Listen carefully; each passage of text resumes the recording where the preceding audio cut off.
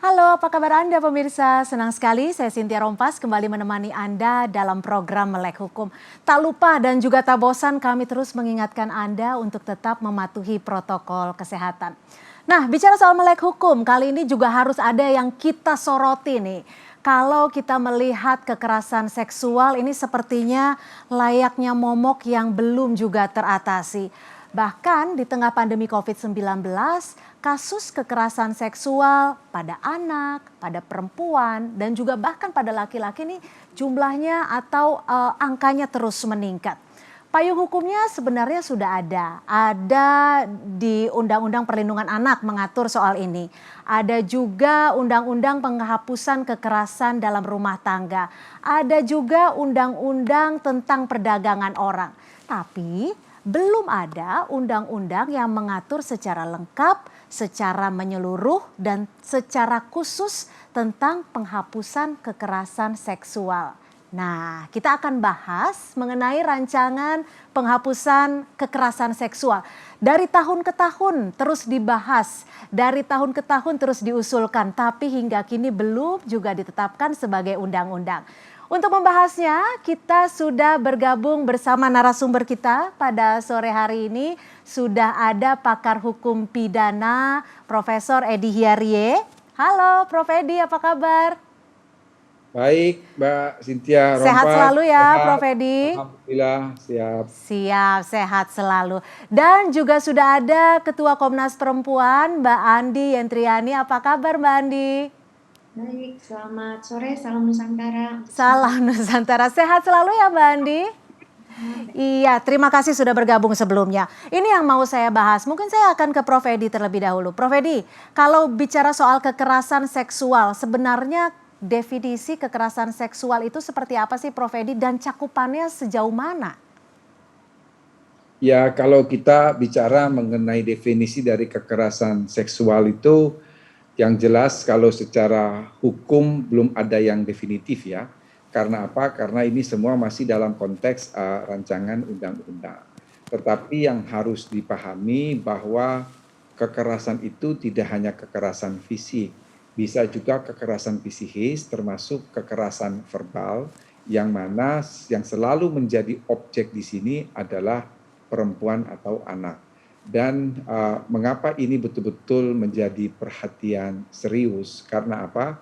Kalau di dalam studi kejahatan, ya, kekerasan seksual atau kejahatan seksual terhadap perempuan dan anak itu dikenal dengan istilah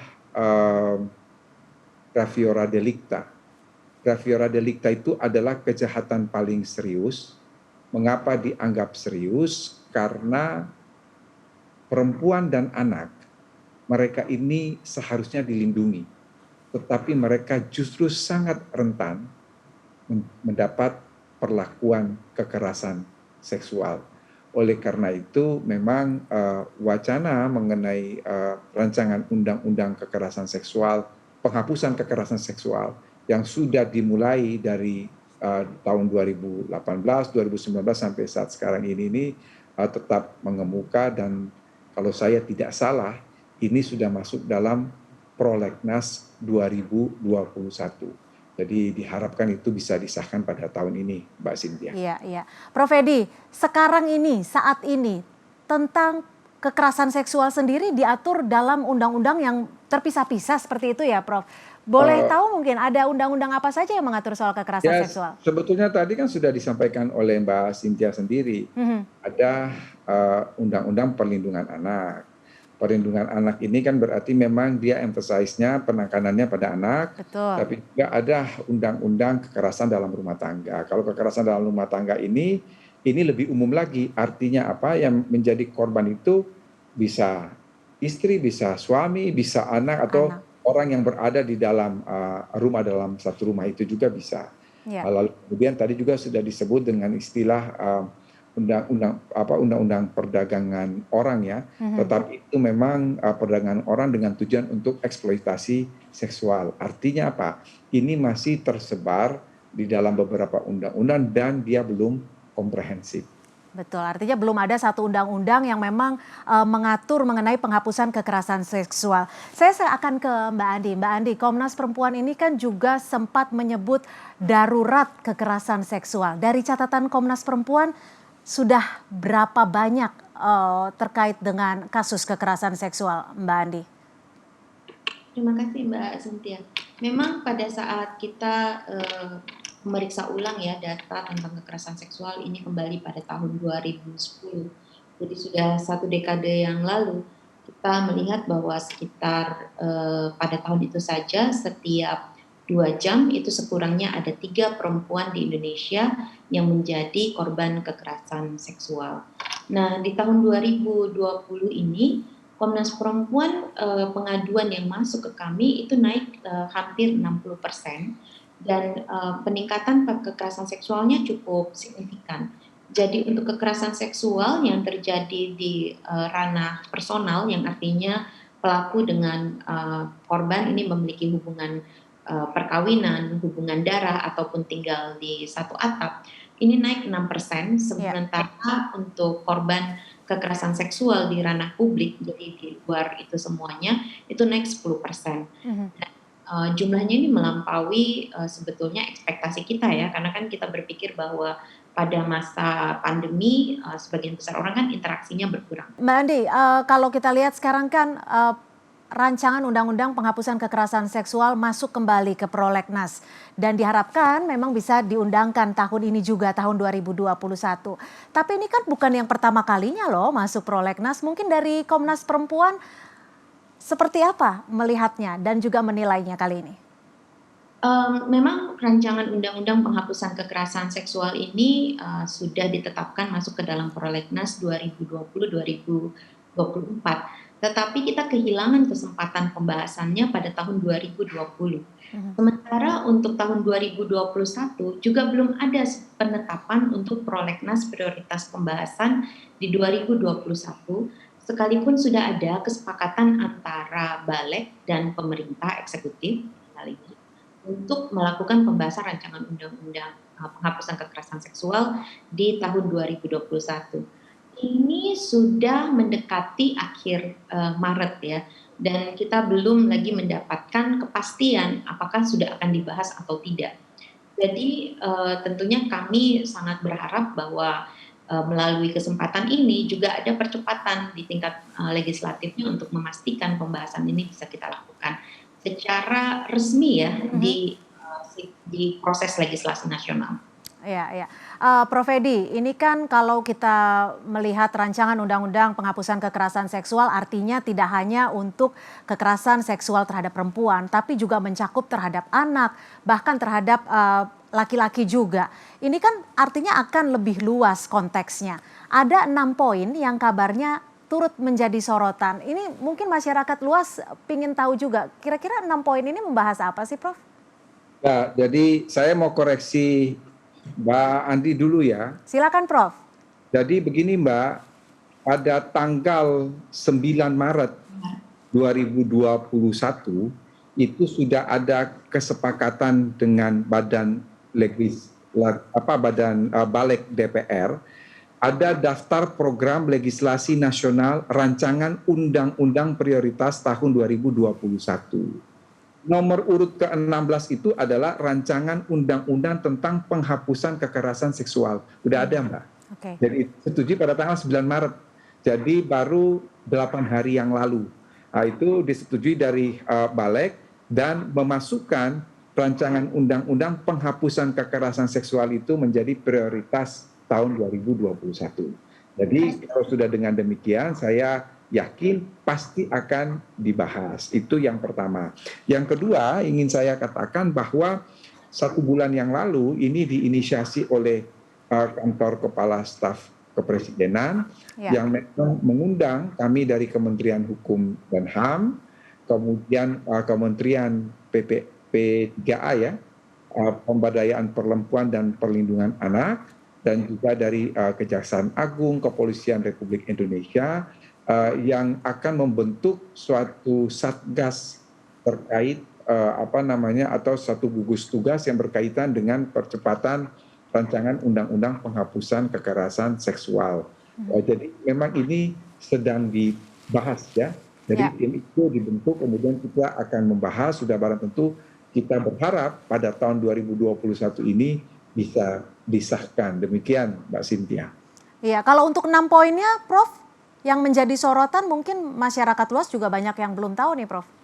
Begini, kalau dari rancangan ya, dari rancangan undang-undang penghapusan kekerasan seksual jadi saya sudah terlibat dalam RUU ini sudah lama sekali, Mbak Iya. Cynthia. Sudah sejak 2018 kalau saya tidak salah, jadi sudah hampir 3 tahun. Iya.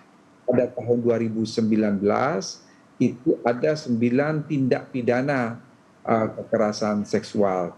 Namun harap diingat bahwa di samping RUU penghapusan kekerasan seksual juga ada RUU Kitab Undang-Undang Hukum Pidana. Di sini supaya tidak saling Tumpang tindih ya, Prof ya. Dengan yang lain, kemudian kita pilah mana yang merupakan bagian dari rancangan undang-undang penghapusan kekerasan seksual, mana yang merupakan bagian dari rancangan Kitab Undang-Undang Hukum Pidana. Satu contoh konkret misalnya, atau mungkin 2 contoh konkret, satu adalah terkait dengan pemerkosaan. Pemerkosaan itu ada di dalam RUU penghapusan kekerasan seksual, tapi juga ada di dalam KUHP, dan ini sudah disempurnakan dalam RUU KUHP. Yang kedua adalah persoalan aborsi ya, atau pengguguran kandungan secara paksa. Ini pun sudah diatur di dalam RUU KUHP. Jadi ada tersisa paling tidak ada 7 jenis kejahatan yang tentunya itu diharapkan merupakan bagian dari rancangan undang-undang penghapusan kekerasan seksual, seperti misalnya ya eksploitasi seksual, pemaksaan kontrasepsi, kemudian ada pemaksaan perkawinan, ada pemaksaan pelacuran, lalu ada perbudakan seksual, juga ada penyiksaan seksual.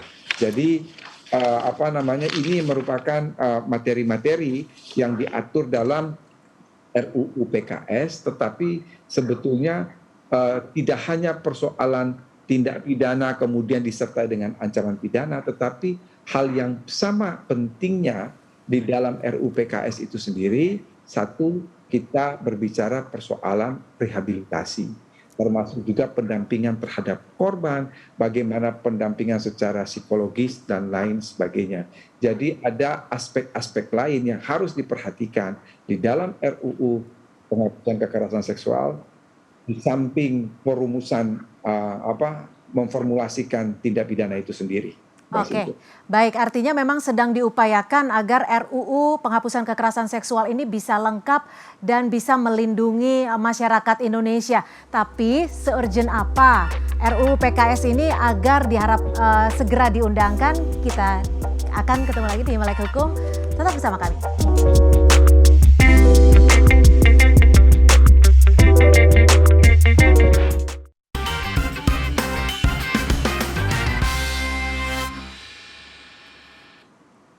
Terima kasih Anda masih bersama kami di Melek Hukum, dan kita masih membahas terkait dengan urgenitas atau rancangan undang-undang penghapusan kekerasan seksual yang memang saat ini masuk dalam prolegnas, diharapkan sih tahun ini juga ya bisa diundangkan atau disahkan.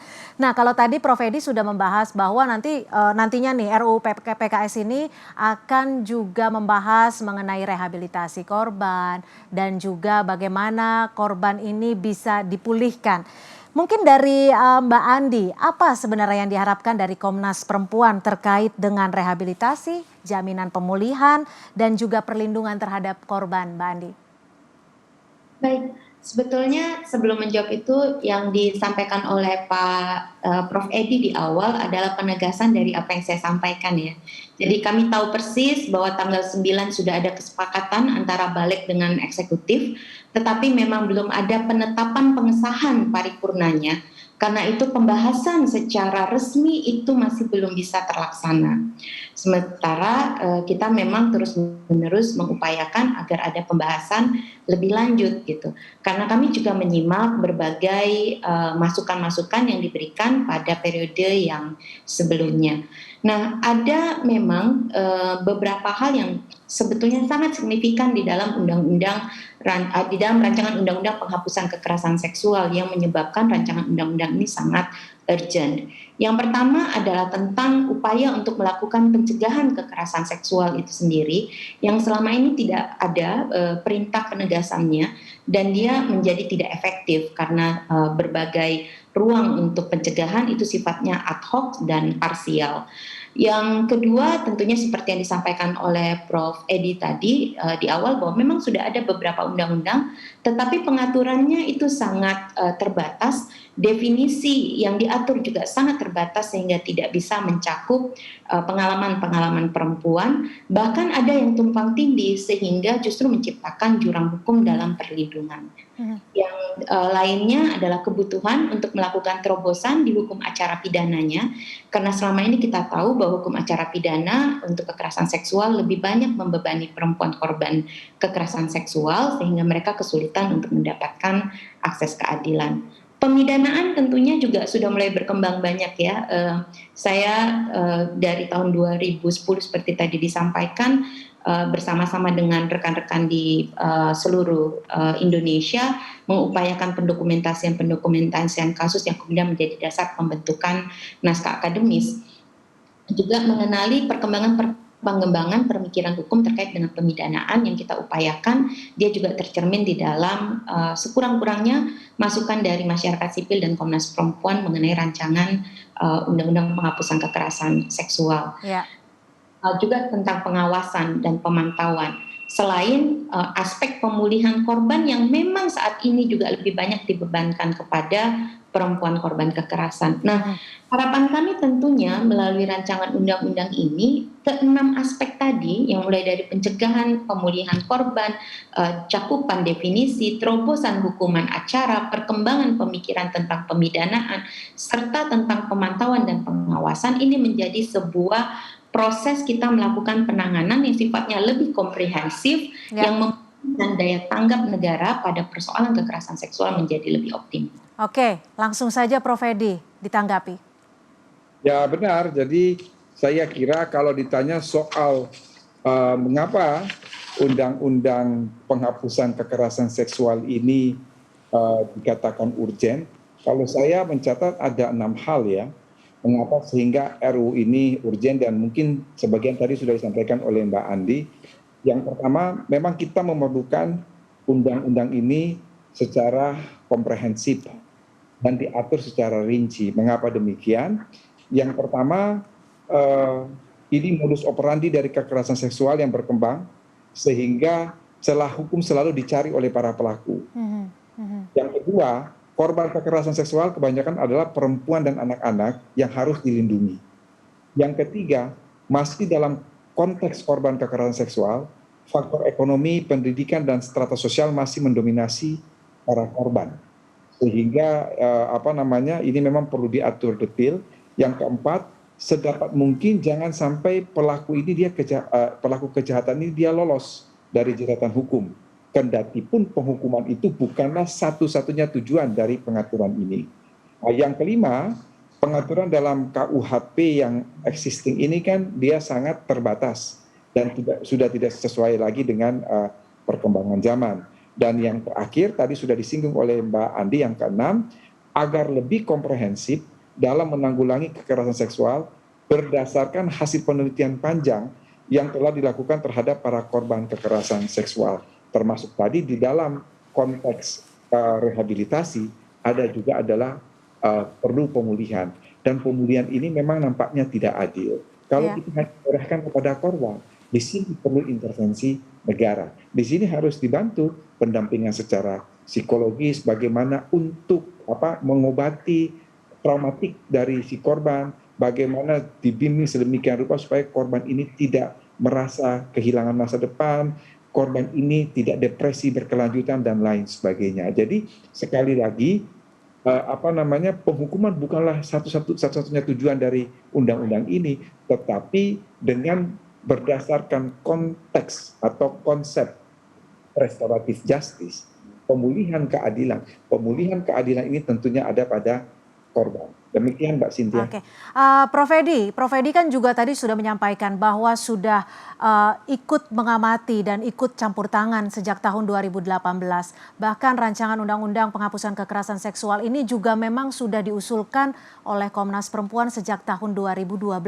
Kurang lebih sekitar 8 tahun, hampir 9 tahun. Sebenarnya Prof Edi, apa sih yang menjadi hambatan RUU PKS ini tidak segera diundangkan? Bahkan bolak-balik nih masuk prolegnas, Prof Edi?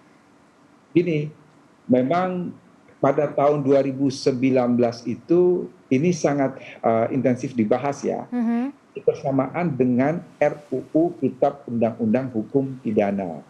Ini kan pembahasannya beda komisi. Oke. Ya, kalau RUU penghapusan kekerasan seksual, ini leading sektornya ada pada Kementerian P3A, Pemberdayaan Perempuan dan Perlindungan Anak.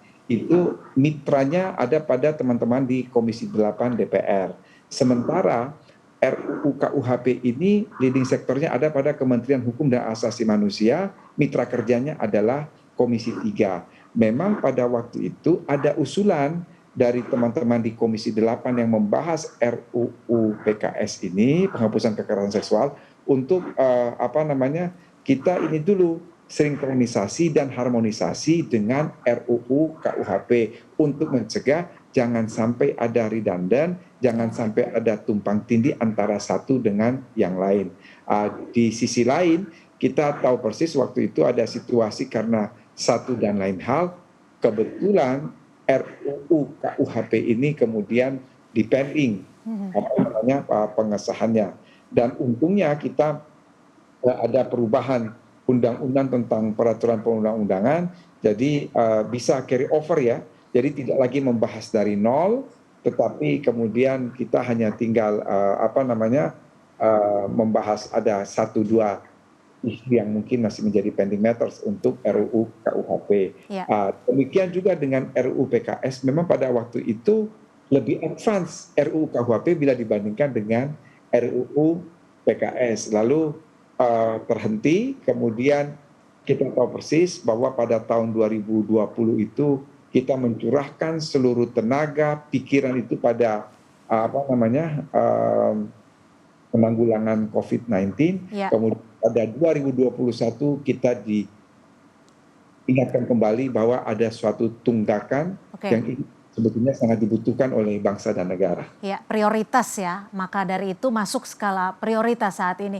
Mungkin dari Mbak Andi, kalau sebelumnya sempat masuk prolegnas, sekarang kan masuk lagi nih Mbak Andi. Mungkin ada pengawalan dari Komnas Perempuan agar memang benar-benar di tahun ini RUU PKS ini segera diundangkan. Apakah akan berbeda dari tahun sebelumnya pengawalannya?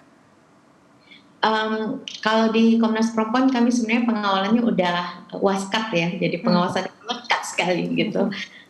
Kami menyampaikan urgensi tentang rancangan penghapusan kekerasan seksual ini juga di dalam dialog-dialog dengan kementerian dan lembaga terkait, termasuk juga dengan kantor staf presiden misalnya.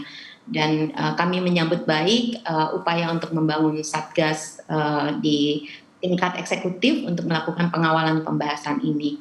Kepada rekan-rekan di legislatif, kami juga melakukan dialog-dialog yang sangat intensif, baik itu sepanjang tahun 2020 ya, kan kami terus mendesakkan supaya ini bisa dibahas secara lebih cepat, masuk dulu ke dalam proses pembahasan resminya gitu. Sama seperti saat ini, kami ini setiap bulan bertanya sebenarnya ini posisinya di mana gitu. Kenapa sudah sampai mana juga? Betul. Jadi persis seperti tadi kami tahu persis ada pertemuan balik, ada kesepakatan dengan eksekutif, tapi ternyata pembahasan formal di legislatifnya belum bisa ada karena belum ada penetapan katanya. Jadi itu yang kami terus-menerus dorong gitu, dan kami juga melakukan upaya untuk menghubungi teman-teman yang ada di media ataupun melalui anak-anak muda gitu.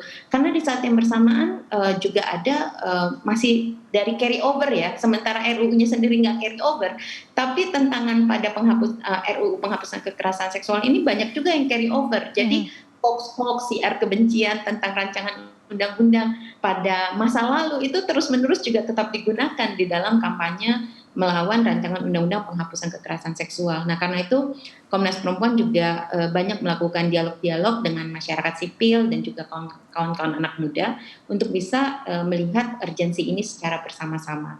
Baik, kita juga masih akan membahas nanti sebenarnya substansi dari RUU PKS ini akan seperti apa dan akan menyoroti apa yang akan digarisbesari yang lebih penting untuk dimasukkan dalam RUU PKS ini, pasal-pasal di mananya kita akan bahas usai jeda di Melek Hukum.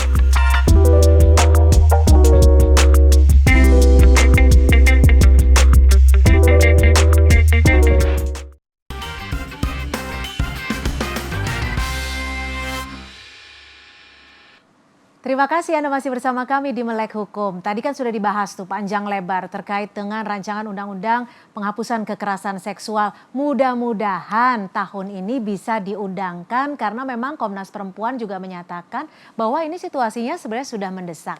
Nah, bicara lagi soal substansi dari RUU PKS ini, Prof. Edi tadi juga sudah menyampaikan bahwa nanti akan dibahas juga soal aborsi, soal pemaksaan seksual baik kepada suami ataupun istri. Prof. Edi mungkin nanti bisa dong kasih bocoran, nanti ancaman hukumannya akan seperti apa ketika ada paksaan seksual terhadap suami ataupun istri. Ini kan juga marak sebenarnya, Prof. Ya, begini. Jadi ingin saya katakan bahwa ini kan ada beberapa RUU. RUU induk itu kan ada pada KUHP, ya. Dia bersifat lex generalis, bersifat hukum umum, di mana tadi saya katakan bahwa RUU PKS ini memiliki tujuan bukan persoalan penghukuman terhadap pelaku semata, tetapi banyak hal yang perlu diatur. Di sisi lain, ketika kita berbicara di dalam konteks RUU KUHP, bahwa meskipun pidana penjara itu masih menjadi pidana pokok, tetapi dia sudah bukan lagi primadona, dia bukan lagi yang paling utama, tetapi ada beberapa alternatif pidana lainnya. Seperti misalnya ada pidana pengawasan, ada pidana kerja sosial, ada pidana denda. Dan kemudian persoalan pencantuman berapa hukuman yang akan dijatuhkan terhadap seorang pelaku, ini kan banyak hal yang dilihat. Mengapa demikian? Karena di dalam rancangan undang-undang KUHP itu ada yang kita kenal dengan istilah standard of sentencing atau standar pemidanaan. Artinya apa? Artinya ketika hakim akan dalam bahasa hukum itu straftumating ya, akan menjatuhkan, ini orang akan diganjar hukumannya berapa tahun penjara dan lain sebagainya. Itu akan memperhatikan standar-standar itu. Misalnya dampak viktimisasinya. Kemudian penderitaan yang terjadi pada korban seperti apa. Yeah. Lalu kemudian bagaimana pandangan masyarakat terhadap kejahatan itu. Apakah orang melakukan itu dengan sengaja atau tidak dan lain sebagainya. Jadi ada standarnya. Sementara kalau kita ini Mbak Cynthia di dalam penal policy yang paling penting untuk memformulasikan suatu peraturan itu bukan pada persoalan ancaman pidananya, bukan. Tapi rumusan kejahatannya itu harus jelas. Okay. Sebab apa? Kalau rumusan kejahatannya tidak jelas, ini nanti dia bisa bersifat multitafsir. Betul. Kalau sifat multitafsir, celakanya pada penegakan hukum. Ya. Itu sebabnya ketika Kepala Staf Presiden menginisiasi untuk mengadakan rapat bersama antara Kementerian Hukum dan HAM, Kementerian Pemberdayaan Perempuan dan Perlindungan Anak, Polri dan Kejaksaan Agung perihal RUU penghapusan kekerasan seksual, masukan yang paling baik juga dari teman-teman di Kejaksaan Agung dan teman-teman Polri ini adalah persoalan formulasi unsur-unsur dari kejahatan tersebut sehingga satu tidak ada multitafsir, yang kedua tidak ada tumpang tindih antara satu dengan yang lain, baik antara satu kejahatan dengan kejahatan yang lain, maupun antara apa yang diatur oleh Undang-Undang PKS dan yang diatur oleh Kitab Undang-Undang Hukum Pidana, termasuk yang ketiga, supaya aparat penyidik itu mudah. Oh, Baik. kalau seperti ini masuknya adalah penyiksaan seksual. Oh, Ya. kalau seperti ini masuknya adalah eksploitasi seksual. Kira-kira seperti itu, Mbak. Itu yang Jadi agar jelas, arahannya juga jelas, jenis kejahatannya jelas sehingga pasal yang nanti ditetapkan tidak jadi pasal karet juga ya Prof ya? persis. Oke. Nah, mungkin dari Mbak Andi. Mbak Andi, ada tidak sih harapan yang nanti diinginkan oleh Komnas Perempuan? Karena kalau melihat pelaku ataupun korban kejahatan seksual ini tidak terbatas dengan gender. Komnas Perempuan pinginnya nanti di RUU PKS ini akan seperti apa? Yang pertama sih Mbak Cynthia, misalnya beberapa hal terkait dengan tadi ya soal kekerasan seksual oleh suami terhadap istri termasuk marital rape, itu sebenarnya sudah diatur di dalam Undang-Undang Penghapusan Kekerasan di dalam Rumah Tangga. Mhm. Jadi itu hanya bentuknya penegasan saja dan lebih pada terobosan-terobosan hukum acara pidananya, karena memang itu salah satu bagian yang paling sulit. Harapan kami sebetulnya cukup sederhana, mengingat bahwa sebetulnya perubahan hukum untuk jurang dari definisi cakupan dan pengalaman perempuan pada bentuk-bentuk kekerasan seksual yang terjadi itu betul-betul dapat perhatian hukum dan mendapatkan pengakuan hukum. Ya. Usulan misalnya untuk perbaikan mengenai definisi perkosaan, soal bagaimana melindungi perempuan dari pelecehan seksual, dari eksploitasi seksual, dari pemaksaan aborsi, pemaksaan kontrasepsi, penyiksaan seksual dan lain-lain itu sudah ada bahkan sejak tahun 98. Sebelum rancangan undang-undang penghapusan kekerasan seksual ini, juga ada beberapa rancangan undang-undang yang pernah diajukan, termasuk misalnya rancangan undang-undang penghapusan pelecehan seksual di tempat kerja, atau juga rancangan undang-undang tentang perkosaan. Nah, kita tahu rancangan undang-undang revisi KUHP sangat penting, tetapi saat yang bersamaan dia juga overloaded ya, karena banyak sekali babnya, banyak sekali isunya, satu dengan yang lainnya seolah menyandera. Kami berharap bahwa rancangan undang-undang penghapusan kekerasan seksual ini bisa lebih cepat dan secara komprehensif diterima. Karena dia tidak bisa dilepaskan satu elemen dari elemen yang lain, yaitu elemen tentang pemulihannya, jadi elemen tentang pencegahannya, elemen tentang definisinya, soal bagaimana terobosan hukumnya, selain tadi soal pemidanaan dan juga tentang pengawasan. Ya. Jadi ini adalah sebuah rancangan undang-undang yang sekali lagi seperti kata Prof. Edi tadi, dia diupayakan untuk lebih komprehensif, bisa lebih efektif. Nah, kami berharap ini bisa segera dibahas, ditetapkan bersama menjadi ruang bagi negara untuk melaksanakan tanggung jawab konstitusionalnya dalam perlindungan dan kepastian hukum, menciptakan rasa aman bagi khususnya perempuan yang juga dalam berbagai lapisan status sosialnya bisa mengalami kerentanan yang spesifik terhadap kekerasan seksual. Ya, nah Prof, kadang-kadang nih kalau kita melihat kasus-kasus kekerasan seksual, ada kalanya korban justru dibebankan untuk memberikan bukti-bukti. Apakah nanti di rancangan undang-undang PKS ini akan berbeda seperti terkait hal ini? Tidak demikian ya. Jadi ini tadi dikatakan misalnya dalam konteks hukum acara. Jadi memang memerlukan hukum acara tersendiri karena ketika kita bercerita dalam konteks kekerasan seksual, misalnya terhadap anak ya, bagaimanapun yang paling kita pikirkan itu adalah demi kepentingan anak. Kalau kekerasan seksual itu dari orang dewasa terhadap anak, itu mungkin tidak menjadi, itu mungkin mudah ya, mudah dalam penegakannya. Tetapi bisa dibayangkan kalau kekerasan seksual itu dilakukan dari anak terhadap anak. Ini kan sangat mungkin, karena definisi anak itu kalau kita melihat di dalam beberapa undang-undang itu batasannya di bawah 18 tahun. 18 tahun. Ya, jadi kan sangat mungkin ada beberapa kasus misalnya ada anak yang berusia 15 tahun melakukan kekerasan seksual terhadap anak yang berusia 9 tahun. Ini kan persoalan anak dengan anak ini. Ini tidak mudah karena apa? Ketika hukum itu dia berkaitan dengan anak, maka segala sesuatu yang amat sangat dipentingkan itu adalah bagaimana perlindungan hukum terhadap anak. Baik anak dari konteks korban maupun anak dari konteks pelaku. Jadi tidak serta-merta lalu kemudian ini dimasukin penjara, tidak demikian. Karena sekali lagi penegakan hukum dalam konteks pelaku maupun korbannya anak, itu segala sesuatu diupayakan adalah untuk kepentingan anak. Ini yang kemudian kita harapkan di dalam hukum acara yang merupakan satu kesatuan sebagai bagian yang tidak terpisahkan dari Undang-Undang Penghapusan Kekerasan Seksual ini mengatur hal-hal yang seperti itu, Mbak. Ya. Jadi mengatur hal-hal yang seperti itu yang kemudian itu dapat berlaku secara efektif.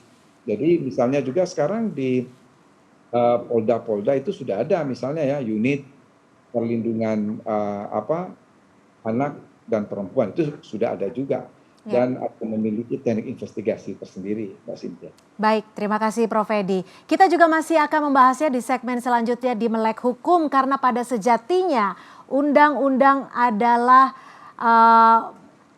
alat sebagai perlindungan terhadap warga negara yang bersifat utama dan inklusif. Lantas, apakah rancangan undang-undang PKS ini benar-benar bisa melindungi warga negara Indonesia? Tetap bersama kami di Melek Hukum.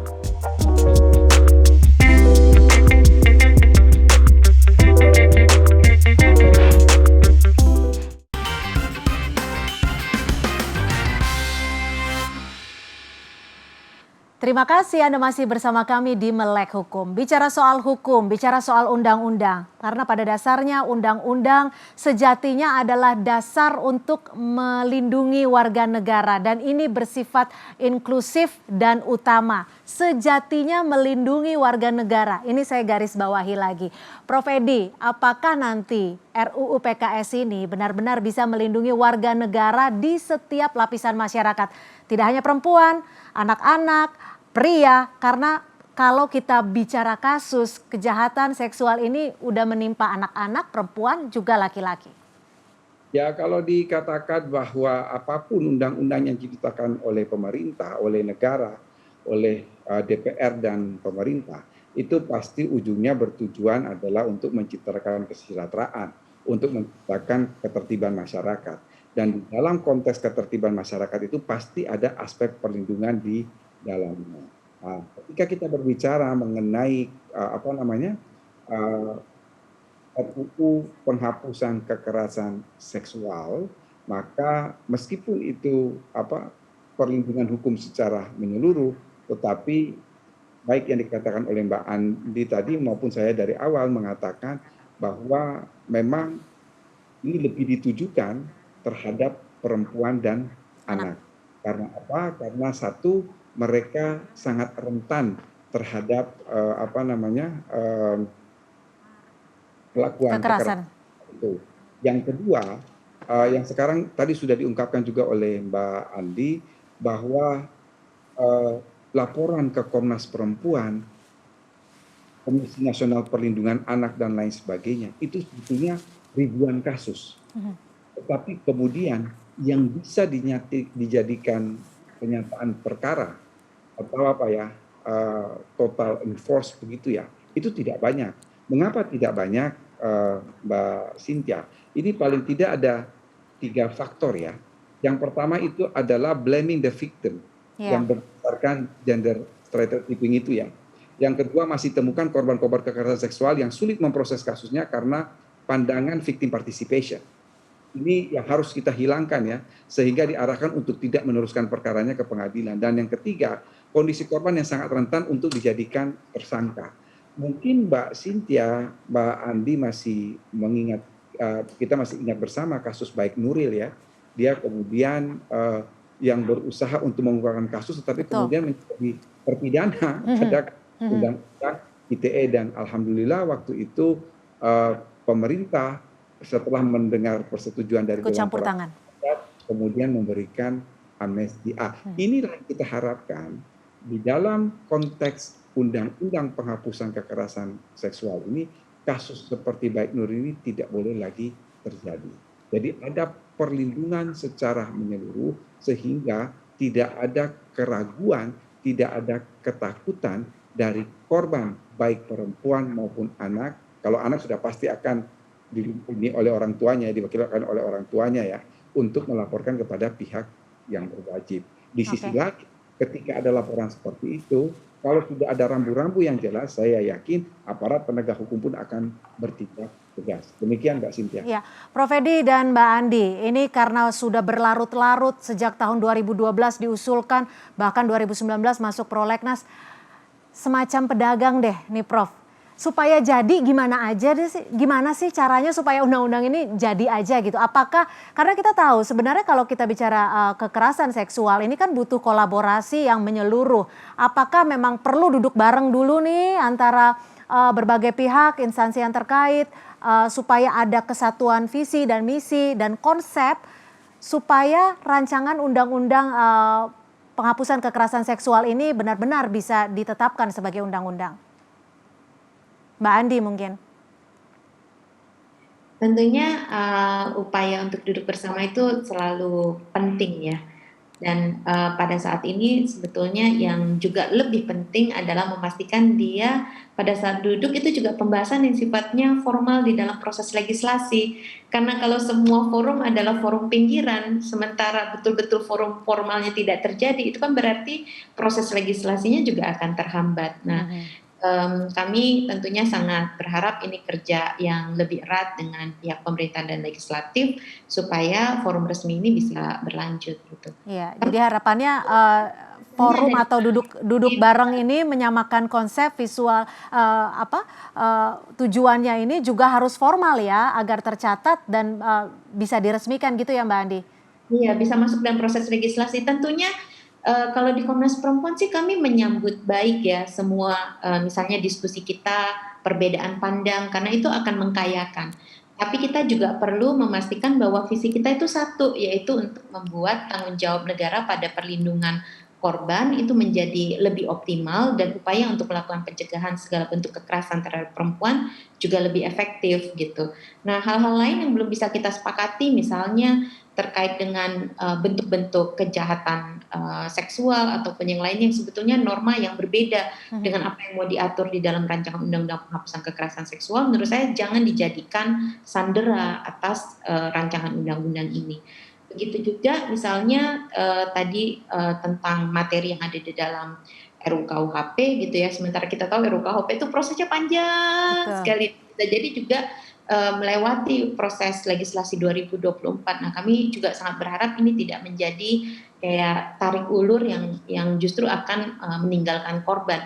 Karena kita tahu di masa pandemi yang menjadi prioritas katanya sebetulnya kekerasan seksual terhadap perempuan terus meningkat dan itu signifikan sekali peningkatannya berbasis pada pengaduan yang masuk ke Komnas Perempuan. Itu sudah lebih 15% itu peningkatannya. Kalau dari Komnas Perempuan ada target tidak yang diharapkan agar RUU PKS ini segera diundangkan?